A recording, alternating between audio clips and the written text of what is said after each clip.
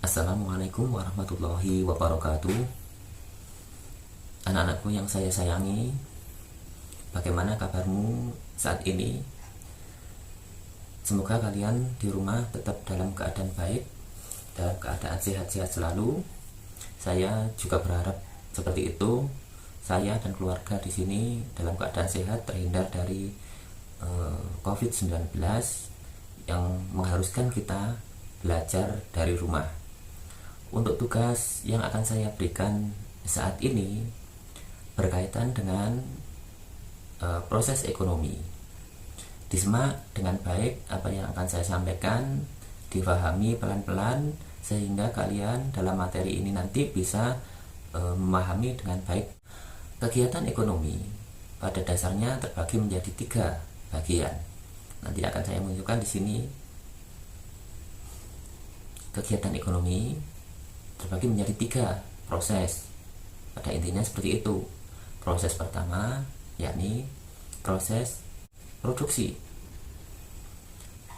Proses produksi ini yakni kegiatan memproduksi sebuah barang atau menghasilkan sebuah barang. Saya ulangi, proses produksi adalah proses menghasilkan barang. Jadi ada barangnya dan barangnya itu sudah akan menjadi jadi. Yang kedua adalah proses distribusi. Proses distribusi adalah proses menyalurkan barang atau mendistribusikan barang, mengantar dari tempat yang satu ke tempat yang lain. Itu disebut dengan proses distribusi. Yang ketiga adalah proses konsumsi.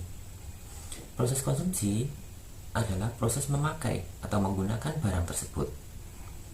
Nah, dari ketiga proses tersebut tentunya ada orang-orang yang memakai, menggunakan, mendistribusikan, dan memproduksi. Kalian mungkin ini akan menjadi istilah baru untuk kalian. Pertama, proses produksi. Orang-orang yang memproduksi disebut dengan produsen. Saya ulangi, orangnya yang memproduksi disebut dengan produsen. Yang kedua, distribusi. Siapakah yang mendistribusikan itu? Nah, orangnya yang mendistribusikan kegiatan tersebut disebut dengan distributor. Orangnya disebut dengan distributor. Yang terakhir, proses konsumsi. Proses konsumsi, orang-orangnya disebut dengan konsumen. Saya contohkan, kaos yang saya pakai, berarti saya memakai sebuah kaos. Maka saya membelinya dari pasar atau sebuah toko. Saya membeli, itu namanya konsumsi. Saya mengkonsumsi sebuah barang. Saya adalah konsumennya. Nah, dari mana kaos ini berasal? Tentunya toko tersebut didistribusikan dari orang lain, dari distributor. Mungkin distributornya ada di Jakarta, perusahaan konveksi di Jakarta. Nah, perusahaan konveksi di Jakarta tersebut mengirimkan kaos ini ke Surabaya. Namanya itu adalah proses distribusi. Orangnya disebut distributor. Nah, produksi konveksi di Jakarta kaos ini berasal dari apa? Berasal dari benang.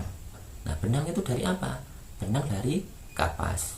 Nah, dari kapas sampai menjadi kaos ini ada beberapa tahapan proses ekonomi atau kegiatan ekonomi yang berlangsung di kehidupan kita sehari-hari.